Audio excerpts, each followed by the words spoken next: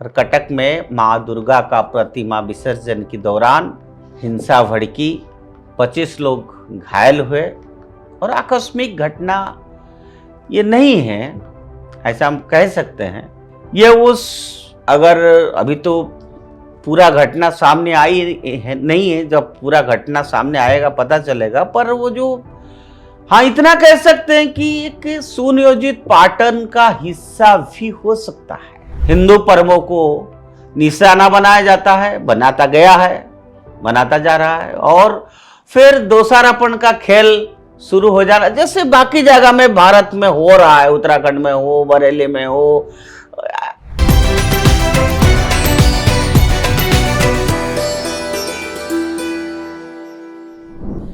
नमस्कार मित्रों, आज कुछ बात हम आपके सामने रखेंगे और बात करेंगे उड़ीसा की वो पुराना शहर है, ऐतिहासिक शहर है कटक। और कटक को तो बहुत पुराना शहर के नाते हर कोई जानता है। और कटक एक शांति प्रिय जगह है, छोटा शहर है, दोनों तरफ नदी है और हर तरह के लोग वहाँ रहते हैं। इंटेलेक्चुअल से लेके हर कम्युनिटी की, हर पंथ की, सभी लोग हजार सालों से कटक में बहुत सुख से रहते हैं। और शायद ही कुछ ऐसा कुछ घटना कभी कभी हुआ हो, लेकिन ओवरऑल अगर देखा जाए तो कटक शहर एक ऐतिहासिक शहर है, जैसे मैंने कहा सांस्कृतिक शहर है। और वहाँ पर बहुत लोग जो है, जैसे कि सुबह उठते ही एक दूसरे से मिलना जुलना, रहना करना, एक शांति प्रिय जगह है, कुल मिला के यही कहना है। तो उड़ीसा, ये जो भूमि हम सब जानते हैं, महाप्रभु जगन्नाथ जी का नाम पे उड़ीसा को भी लोग जानते हैं। आस्था सदियों से यहाँ बैठा हुआ है, धर्म और संस्कृति उन्होंने मिलकर भारत की आत्मा को आकार दिया है, तो एक जगह कटक भी है। अब यही पावन भूमि कभी कभी सांप्रदायिक हिंसा की आग में झुलसने लगी है। और कटक में मां दुर्गा का प्रतिमा विसर्जन के दौरान हिंसा भड़की, 25 लोग घायल हुए।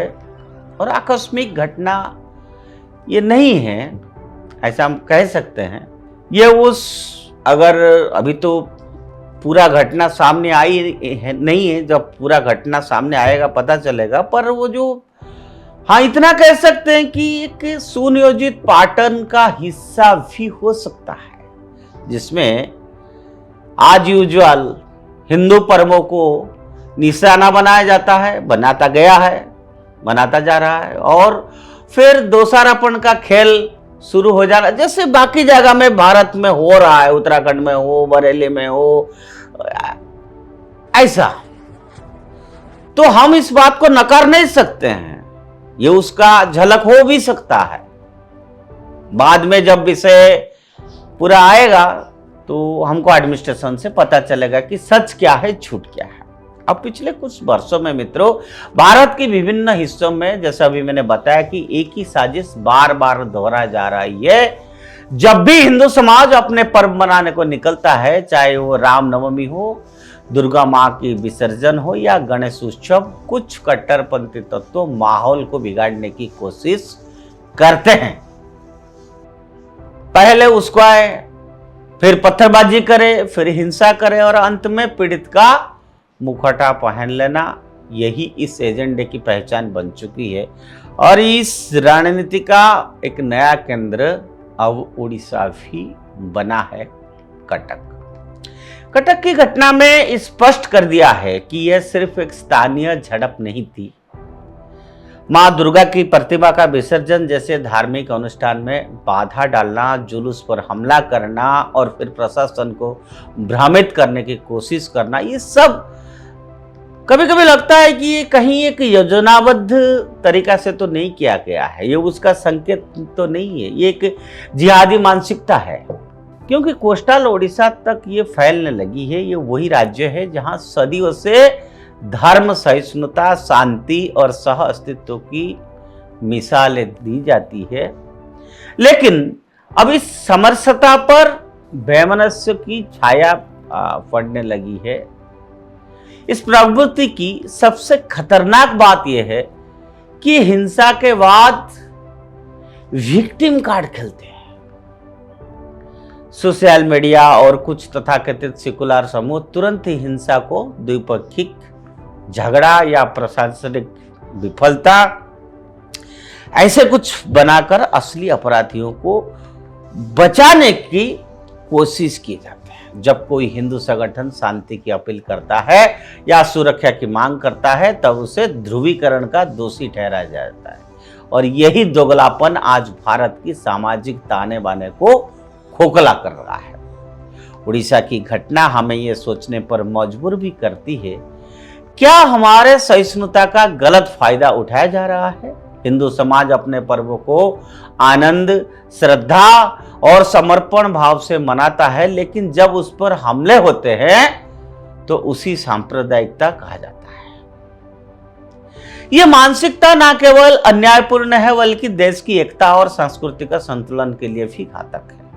राज्य सरकार और प्रशासन को अब यह समझना होगा कि यह केवल कानून व्यवस्था का मामला नहीं है बल्कि वैचारिक युद्ध छेड़ा जा रहा है। जहां निशाना मंदिरों, शोभा यात्राएं और आस्था के प्रतीकों पर है, जब उड़ीसा जैसी शांत भूमि पर ऐसे घटनाएं होने लगी तो ये संकेत है कि देश भर में जो एक सुनियोजित प्रयास चल रहा है अलग जगह में हिंदू पर्वों को विवादों में घेरकर समाज को बांटने का, क्या ये कटक में होने वाला जो घटना उसका हिंसा तो नहीं है?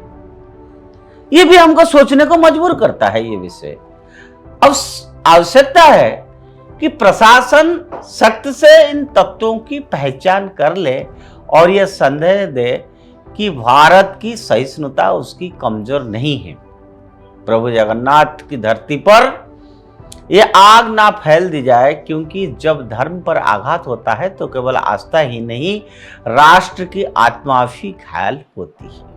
ओडिशा की इस घटना से एक स्पष्ट संदेश निकलता है, अब समय है कि समाज सजग हो, प्रशासन दृढ़ हो और भारत की आस्था को किसी भी कट्टरपंथी एजेंडा के आगे झुकने ना दे।